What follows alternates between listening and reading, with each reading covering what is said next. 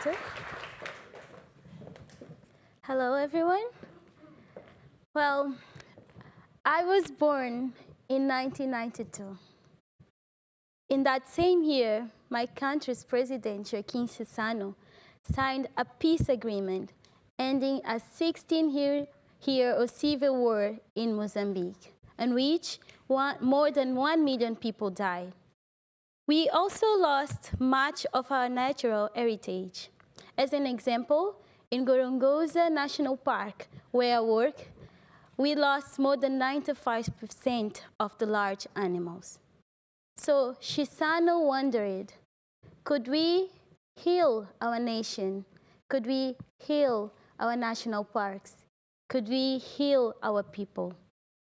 So today, I'm going to talk about 3 things we do in Gorongosa to help to try to achieve that goal.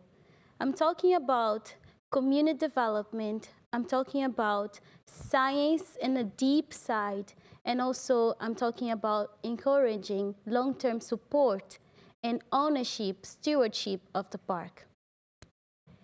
Chissano and Nelson Mandela visited national parks in 1992 too, and they developed a new philosophy of managing protected areas. As some of you may know, neither of those men were even allowed to visit the national parks when they were boys, just because they were the wrong color.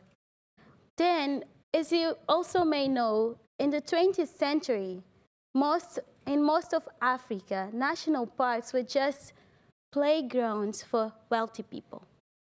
The traditional communities that live next door receive nothing. In fact, they bore the opportunity cost of not being able to farm on that land. So Chissano and Mandela stated that national parks and their countries would no longer be as fortresses that keep local neighbors out. They say that national parks will serve the local people, that national parks will help lift people out of poverty. So please understand, we Africans, we love our wildlands. Dare I say, we feel a deeper connection that you might ever know or would ever explain in public. For example, when I see a lion. For us, it's not just a charismatic animal, it's our totem, it's a sign of our clan, a reminder of our ancestry. So there was never question that we would still want national parks once we gain control of our countries. Yes, we did, but we needed to change the character. Chissano needed help to restore our national parks. We are one of the most poorest countries in the world. So he looked for private sectors to help him. And he met, in 2003, a human rights practitioner named Greg Carr. Mr. Carr, President Chissano, and other leaders in Mozambique spent few years working towards the new co-management contract. This contract states that Gorongosa National Park should be a human development engine that should serve and help the local people, even as the park replenishes its wildlife and protects the biodiversity. So the Gorongosa National Park is also surrounded by a massive area we call buffer zone, where 200,000 people live.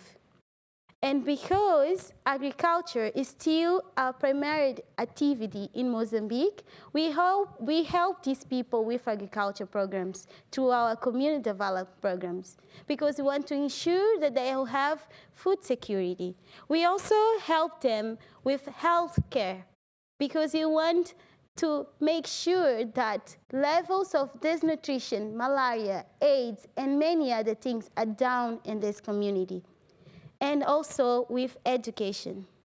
You know, in my country, poverty still has a face of a woman, just because the last time a woman spends at school, the higher is the number of children she might have.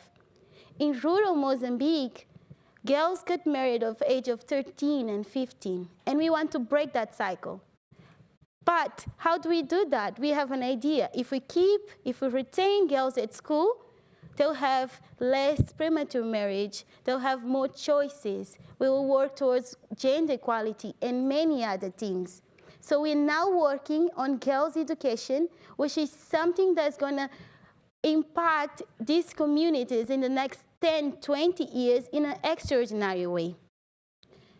Gorongosa also employs more than 500 people, and 98% of these people are Mozambicans. We want also to ensure that women also get the benefits of a national park. We just hired our first rangers on the history of women rangers on the history of Gorongosa National Park. Due to our rangers, all of them, good work and support from community, wildlife numbers are up again. Before we started the restoration project, we had less than 10,000 large animals. Now we're up to 80,000 animals. We're also protecting a unique rainforest in Mozambique on Mount Gorongosa. The Mount Gorongosa rainforest is a relic of the ancient Congolese rainforest that once covered all Africa. We're helping the community to grow coffee trees. Coffee is planted with native trees and provides an excellent income, and the park and the people works in harmony. We have heard the owner of Professor Wilson visit us 3 times and serving us as an advisor. In fact, we named our research center the E.O. Wilson Biodiversity Laboratory.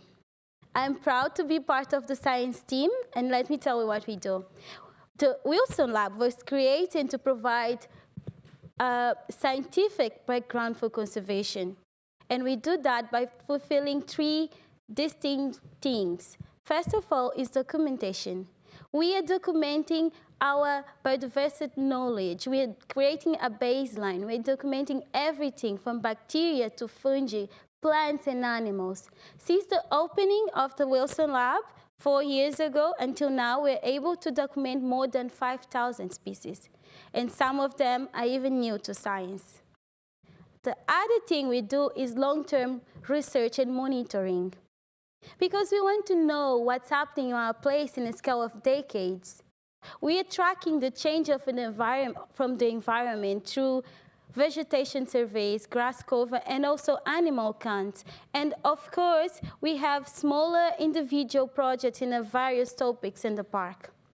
The third one, and probably most important, the Wilson Lab in Gorongosa National Park is an educational institution. It's a training ground for high-quality conservation education.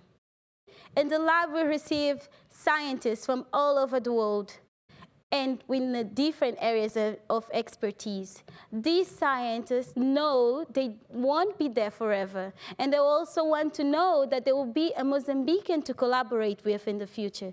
So we are now training a new generation of conservationists and researchers, which I am one. In fact, I just earned my master's in conservation biology in the UK. We also see and agree that Gorongosa National Park at 1 million acres might not be enough to sustain all of our biodiversity. So we support this idea, this dream of half Earth of this conference. And I'm happy to share some news with you, maybe for the first time in public. We will be able to nearly double the size of Gorongosa, connecting the park to the Great Rift to touch the Zambezi River. We're adding a large hunting concession where hunting will cease, another bit of land to achieve this dream.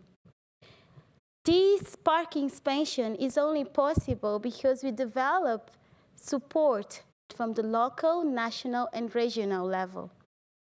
And furthermore, we are linking the park with other stakeholders and land users and trying to bring them all with us in a single and common vision of effective conservation. This park expansion will also help us to do 2 things that are priority for Gorongosa National Park. It will increase our biodiversity protection, and will also improve the livelihoods of the people surrounding it. In closing, I would like to thank Professor Wilson and National Geographic, to dear and permanent friends of Gorongosa and the Mozambican people. Thank you.